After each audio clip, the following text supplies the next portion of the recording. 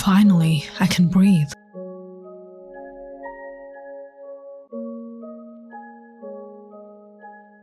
Did the company email me?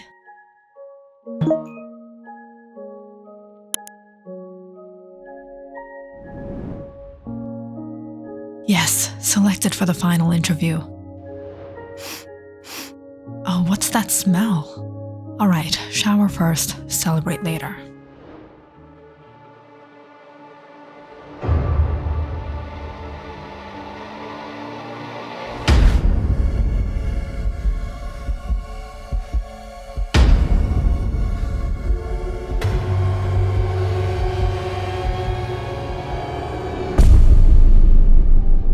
Waiting in the lobby of the BII Corp after her final job interview, Rachel anxiously tapped her heels.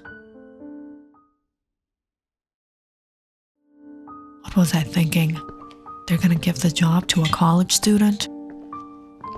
Suddenly hearing footsteps behind her, Rachel saw Lance, one of the executives here and also a professor of hers, on whose recommendation she even got this chance. I know, I probably didn't get the job. You did great, you're hired. What? Thank you so much. It wouldn't have been possible without you. And now that you got your own job and you're no longer my student, how about that coffee?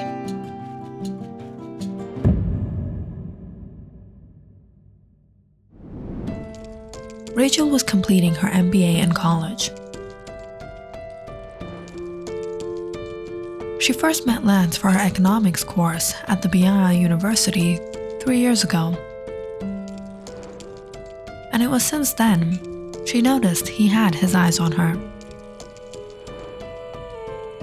Always excusing her and passing her in the class for that matter. Although he was quite young for his profession, Rachel wasn't really up for anything. But now that he was the one who got her this job, she didn't have a choice. Sure, I'd love that. At least, things weren't so bad as they were in the first few years of college. Rachel had moved out of the dorm and got a place of her own. And now, if only she could handle this job and her classes, she planned to save up and travel. But things rarely go as planned, and Rachel's schedule was hectic. She wasn't much of a social person, had a handful of friends and kept to herself. To say, the only person she ever really hung out with was the next door neighbor, Mr. Rogers.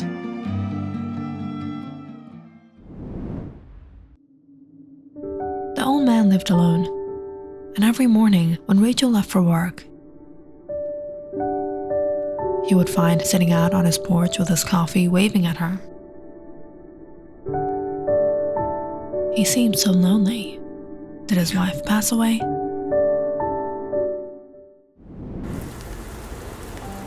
Mr. Rogers was very friendly and kind.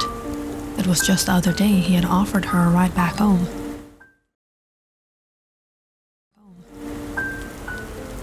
Rachel, the weather's horrible. Come, I'll drop you home. It's alright, Mr. Rogers, I'll be fine. Come on, we're both headed the same place. Alright. Thank you so much, Mr. Rogers. You know, you remind me of someone close to me. You too, Mr. Rogers. This is the first time I'm living alone. I really miss home. Well, that makes the two of us.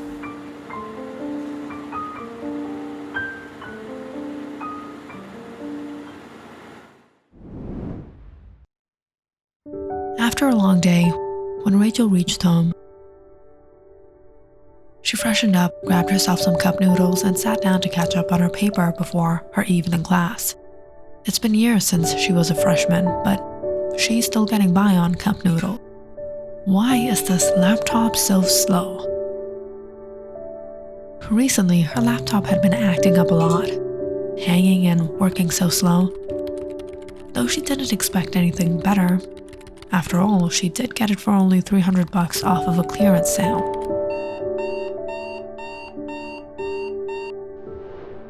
Oops, it's 5. Better start getting ready.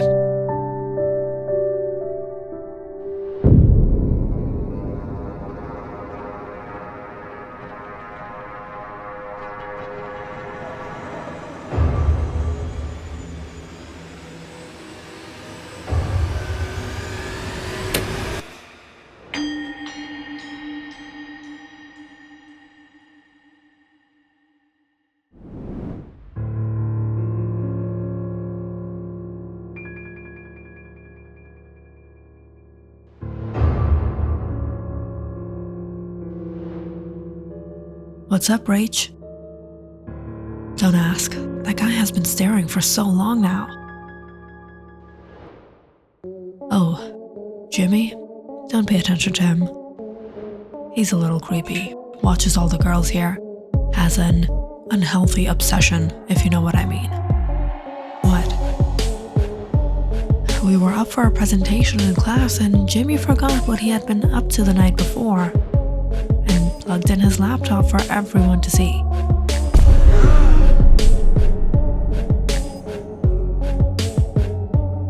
Wow, that must have been embarrassing. And ever since, he's become a creep.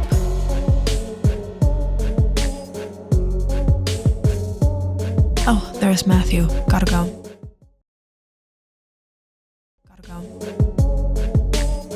As Monica went off with her boyfriend, Rachel tried to ignore Jimmy's glares and got back to work. When she finished her paper, time had literally flown by, but that wasn't the only thing she didn't notice. Where's my bag?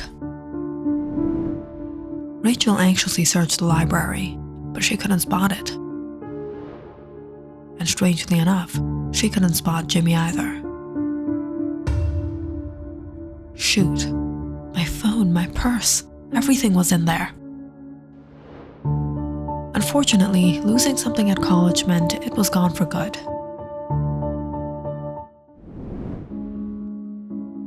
Returning home that evening, Rachel turned on her laptop and tried to track her phone, but it was of no use. Posting a message on her BII book, she hopelessly tried getting things off her mind and started cleaning up. It was sometime around 8 that night. There was a knock on her door. Mr. Rogers, how are you? I was wondering if this is yours? Staring at her bag in Mr. Rogers' hands, Rachel was surprised. My bag? Where did you find this? Saw someone drop this off in front of the house. Thought it was a little suspicious, so I came to check. What? What did he look like? I couldn't see his face. Rachel quickly looked through her bag. Everything was just how it was. So it wasn't Jimmy? Thank you, Mr. Rogers. Would you like to come in for some coffee? Sure. Stirring up some coffee, Jennifer found Mr. Rogers checking out her records. So you listen to the Beetlebugs? Used to be a favorite back then. Oh wow, Mr. Rogers, looks like we have a lot in common. Jennifer and I used to listen to these records all the time. Jennifer, your wife? My love. She left me years ago. I'm so sorry. That evening went by chatting with Mr. Rogers. Despite the age gap, Rachel really enjoyed spending time with him. It was as if he was a friend.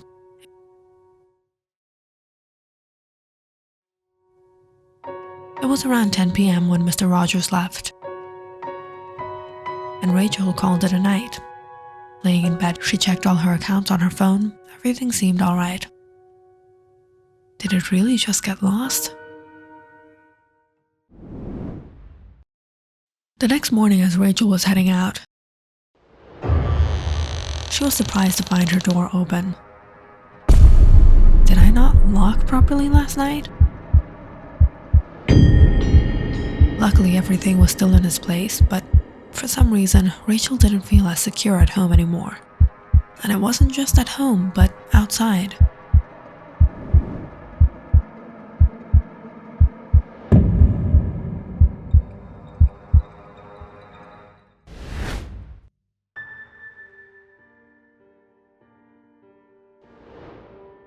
Rachel, what happened? Where were you? Nothing. I just thought someone was following me. I called you so many times last night. I actually lost my phone, but I found it again. As the words slipped out of her mouth, Rachel realized she could have pulled off the lost phone excuse and not responded to Lance's messages. Too late now. That afternoon, she and Lance went on a coffee date and he dropped her home. I would have invited you in, but you know I have classes. No problem. Next Saturday. Your schedule is free. How about at my place? Forcing a fake smile, Rachel nodded, watching Lance drive off. Across the street, she noticed Mr. Rogers leaving for his walk. Who was that? Well, he used to be my professor, but now I guess we're dating. Why the frown? It's nothing, Mr. Rogers. I should get going. Rachel expected to get tons of messages from Lance till the next Saturday, but strangely, that night she got an unusual message from an unknown number.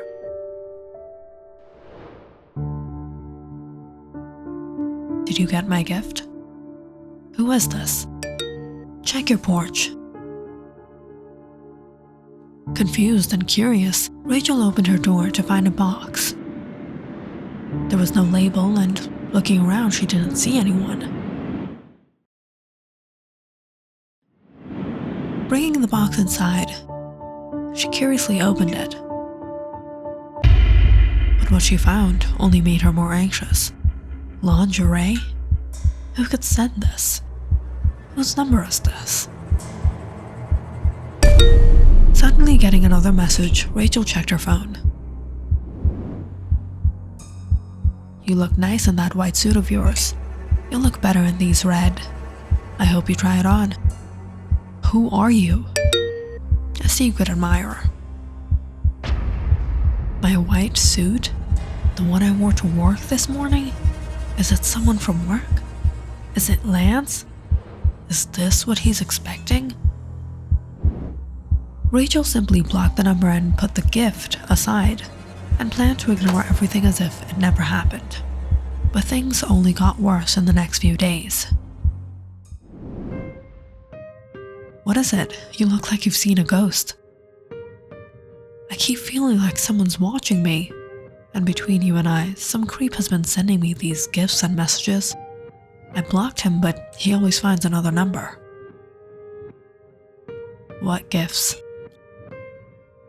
You know, explicit things. Can you guess who it is? I don't know. It all started ever since I lost my phone. And I lost it here. Jimmy? What a creep. I'm not sure. It could be someone else.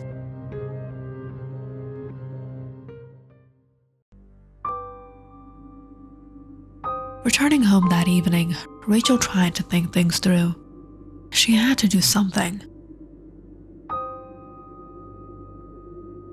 As she neared her block, she spotted Mr. Rogers carrying in a large box. Mr. Rogers, let me help you out. It's all right. No, please.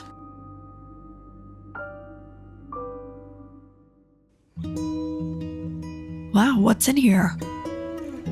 It's just a rocking chair. These delivery people, they just leave it out on the sidewalk these days. You mind if I try it out? My dad used to have one of these. Sure. As Rachel opened the box and sat down, she suddenly heard the door behind her. She turned to see Mr. Roger locking it. "Mr. Roger? Why are you locking the door?"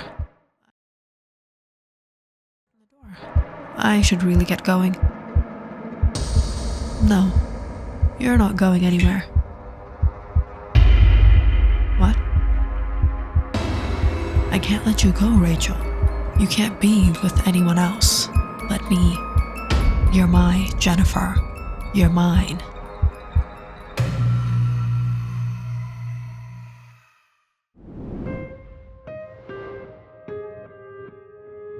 It was almost 30 years ago. Roger was dating a young woman named Jennifer. But his relationship with her didn't last long when Jennifer discovered how sick Rogers was. Everyone thought he was a nice man, but only she knew her true face. Rogers had some strange fetishes, and when anything came in their way, he became ill-tempered.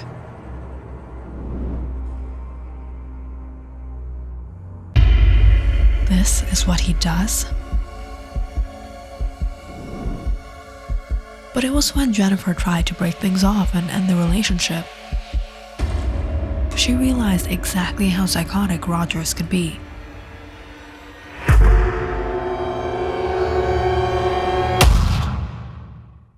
Rogers took the life of his girlfriend, not being able to bear the separation. But in his guilt, he was never able to date again and never got married. But after all these years of being alone, when Roger saw Rachel, he was overawed. Rachel looked so much like Jennifer. He felt as if Jennifer had returned in his life. He could finally be with her again, and he wouldn't let anyone or anything get in the way of that. "Mr. Rogers, please let me go. Why don't you understand, Jennifer, how much I love you? I want you, and I will have you." Rachel was frightened to her core. All this time, she had suspected everyone but him. As Rogers came closer to her, Rachel acted quickly, picking up one of the vases. But before she could do anything, Rogers got hold of her and hit her over the head. "How many times do I have to tell you? I don't want to hurt you." Everything started to go dull in front of her eyes as she felt Mr. Rogers pulling her across the floor. No matter how hard she tried to resist, she couldn't do anything. What was going to happen to her? "Hands up!"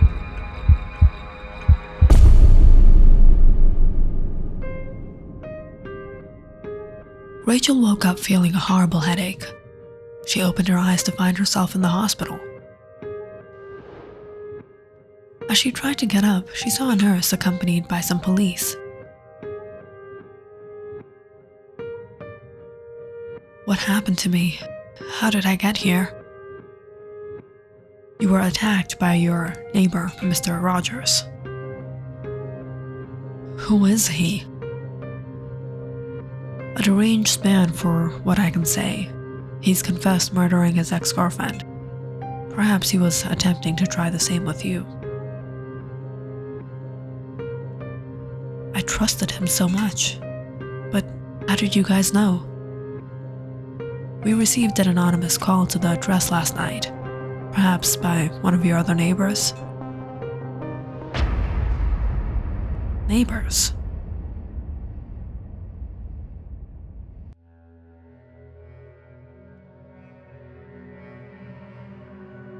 Who was it?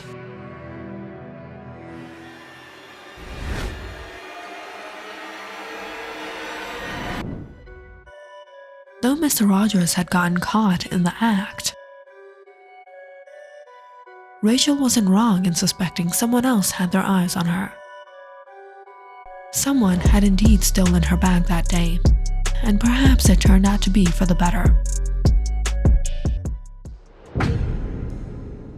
Jimmy did have an unhealthy obsession. He enjoyed watching women secretly, sometimes hacking into their laptops and sometimes hacking into their phones. Like he did that day.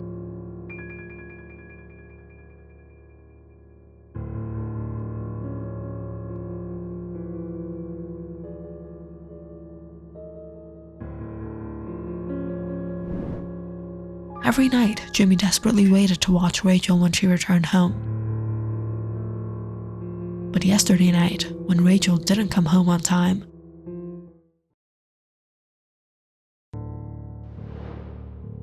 Jimmy tracked her phone and overheard everything that happened with Mr. Rogers and tipped the police.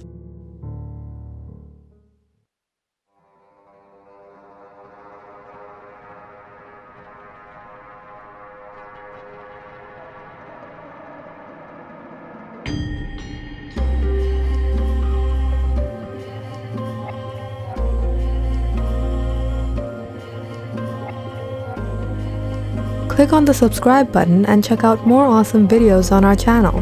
And don't forget to press the bell icon because you know it's interesting.